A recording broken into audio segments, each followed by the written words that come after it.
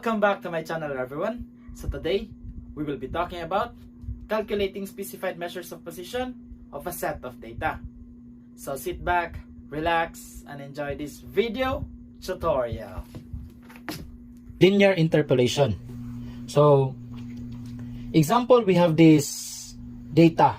There are 10 students with scores 35, 42, 40, 28, 15, 23, 33, 20, 18, and 28.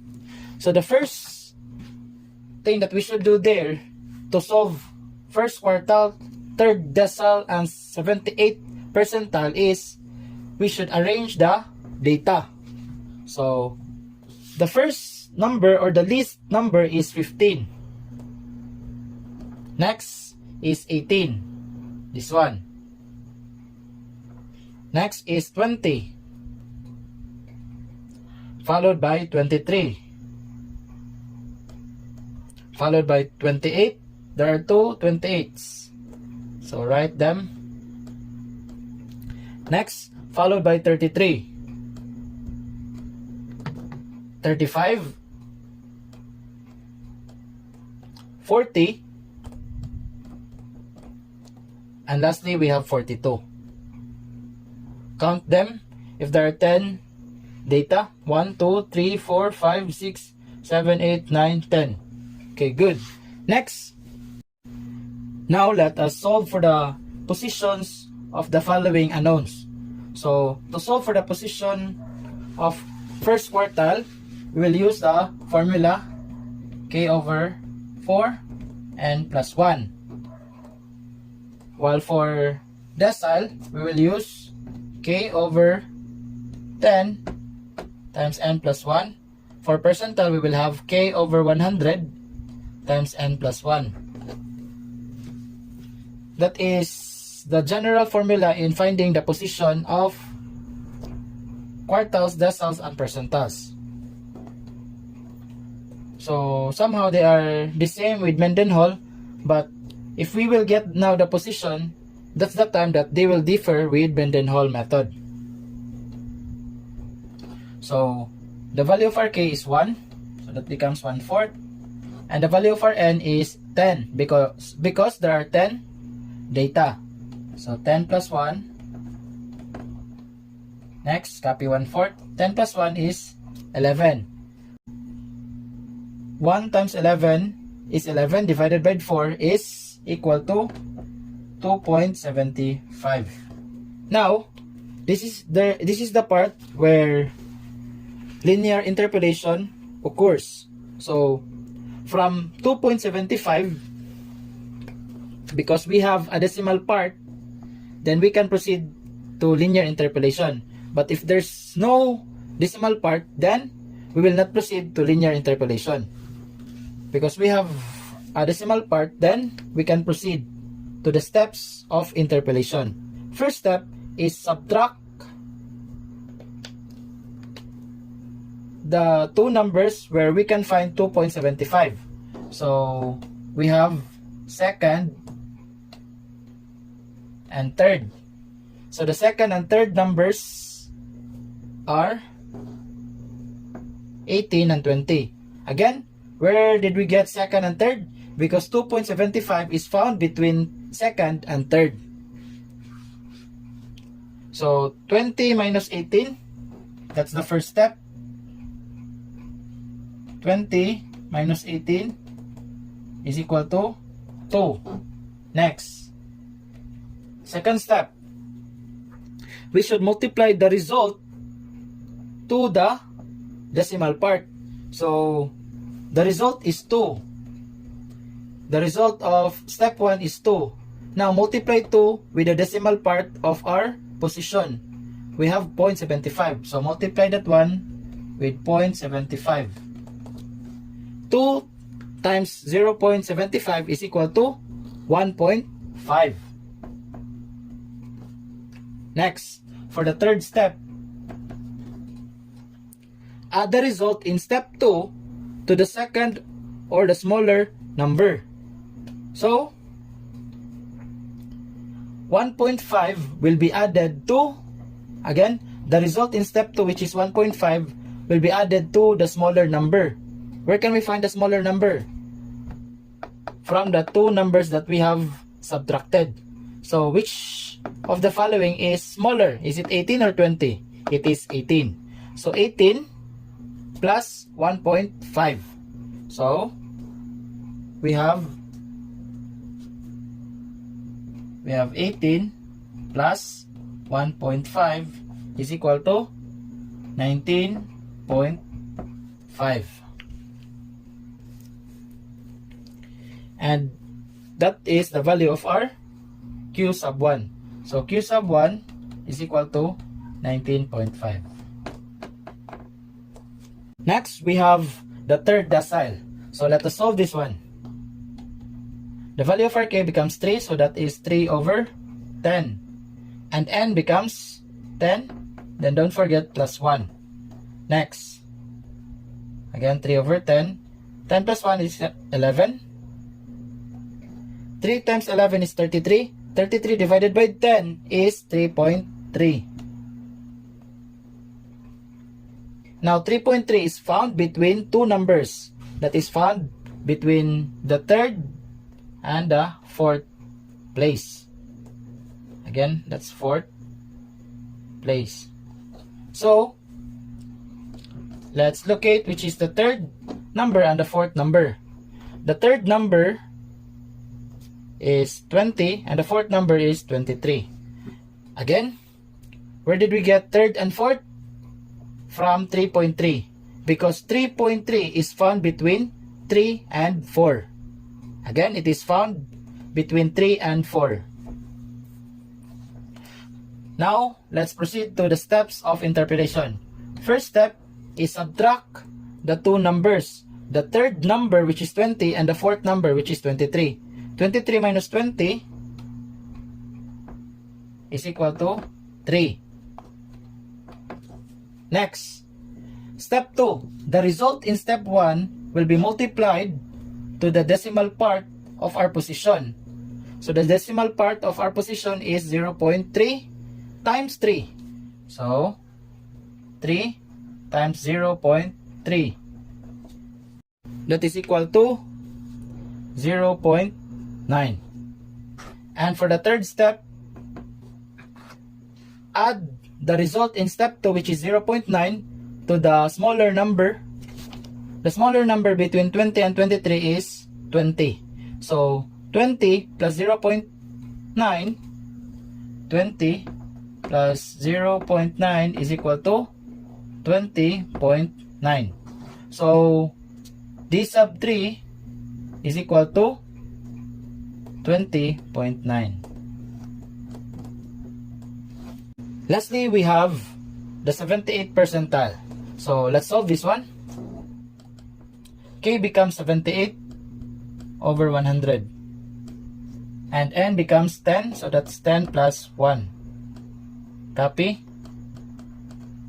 10 plus 1 becomes 11. Next, 78 times 11 divided by 100 is equal to 8.58.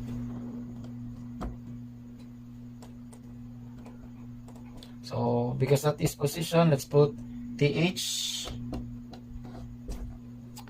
8.58 is found between the 8th place and the 9th place.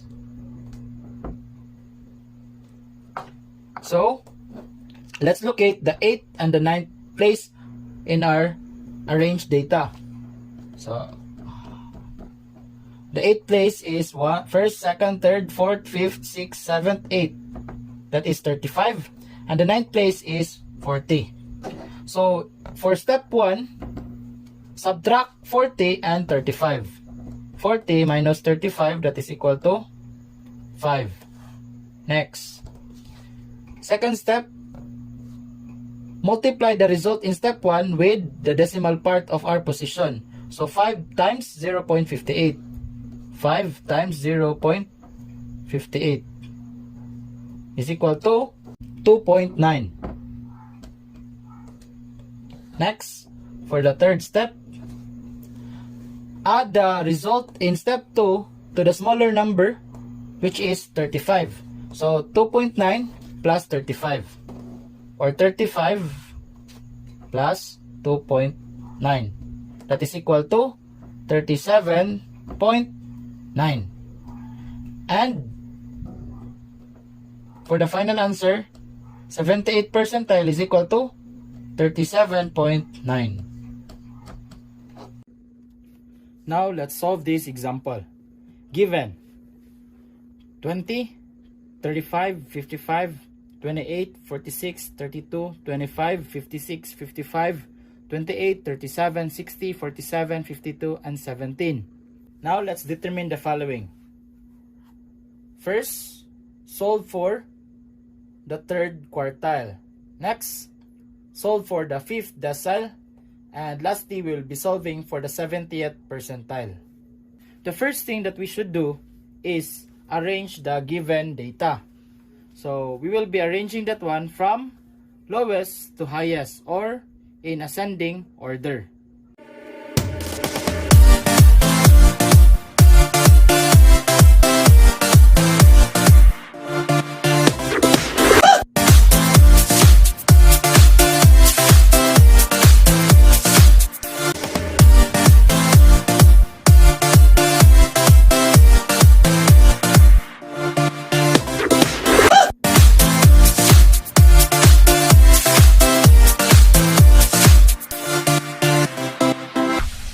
Once we're done arranging our given data, then we can proceed in solving the following unknowns. First, let's solve for the third quartile. In solving the quartiles, we will be having this formula.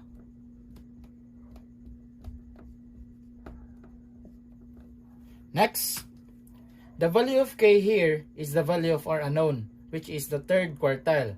So substitute. The value of k is 3, then copy 4, and then the value of our n here is the number of data. So let's count 1, 2, 3, 4, 5, 6, 7, 8, 9, 10, 11, 12, 13, 14, 15. So there are 15 numbers plus 1. Next,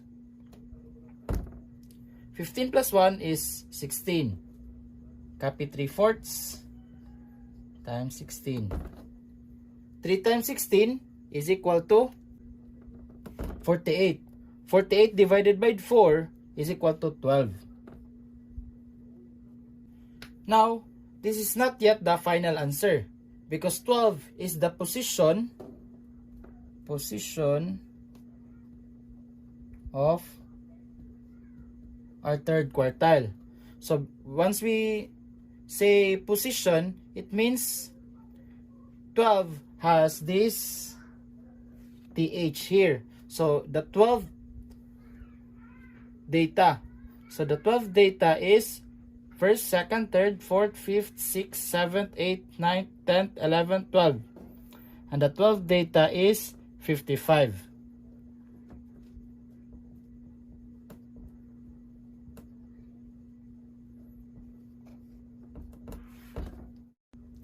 Now let's try to solve the fifth decile. So the formula in solving deciles is somehow the same with quartiles, but the denominator will be equal to 10 and not 4. So dk is equal to k over 10 times n plus 1. So let's substitute. K here is the unknown, which is the fifth decile. So that becomes d sub 5. K becomes 5 over 10. And then the value for n is the same with the previous number, which is 15, because there are 15 data in our problem. Next, 15 plus 1 is 16. 5 over 10, and then 16.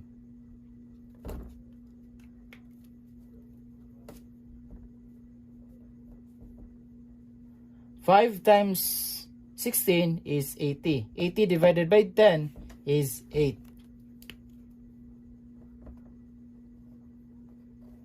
And still, 8 is not the final answer because 8 is the position of the fifth decile. We're still solving for the position of our decile, and it is found at the 8th place. And the 8th number or 8th data is 1st, 2nd, 3rd, 4th, 5th, 6th, 7th, 8th. And the 8th data is 37. Now, let's proceed to the third one, which is the 70th percentile. In solving percentiles, we will have the same formula, but the denominator for percentile will be equal to 100. For percentile, it is equal to 100, while for decile, it is equal to 10. While for quartiles, that will be equal to 4. Next, write the following formula and substitute. K will be equal to 70.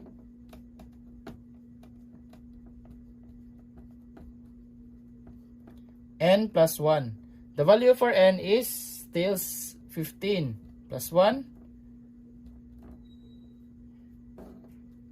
Copy 70 over 100. And 15 plus 1 is 16. 70 times 16 is 1,120. Divided by 100, that will be equal to 11.2.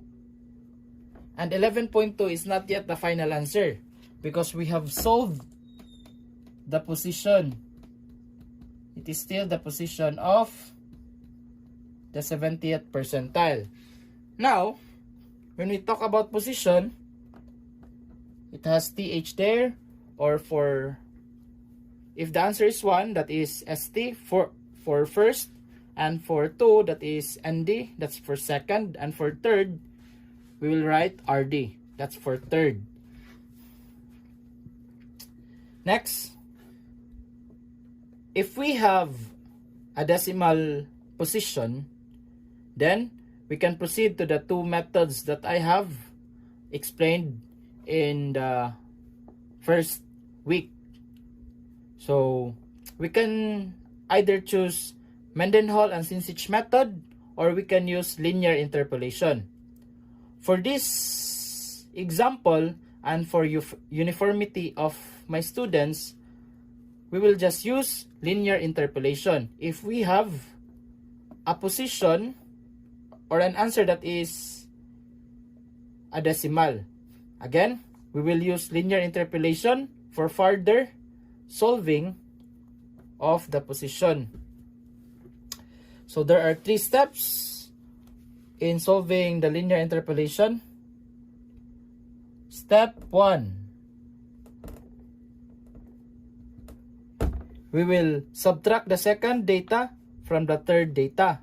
I mean, we will subtract the 2 data where we can find 11.2. So 11.2 is found between 11th and 12. So the 11th number is 1st, 2nd, 3rd, 4th, 5th, 6th, 7th, 8th, 9th, 10th, 11th. So this is the 11th data and this is the 12th data. So we will subtract that one, 55 minus 52. So 55 minus 52 is equal to 3. Step 2. Multiply the result by the decimal part obtained in the second step. So the result here is 3. 3 will be multiplied to 0.2. Where did we get 0.2? That is the decimal part of the position, 0.2. That is equal to 0.6. Next, step 3. Add the result in step 2 to the second or smaller number. So we will add 0.6 to the smaller number. the smaller number between 11th and the 12th number is 52. So 0.6 plus 52 is equal to 52.6. So the final answer will be P70 is equal to 52.6. That ends our video tutorial for Math 10. I hope you've learned something and see you on my next video tutorial. Bye bye.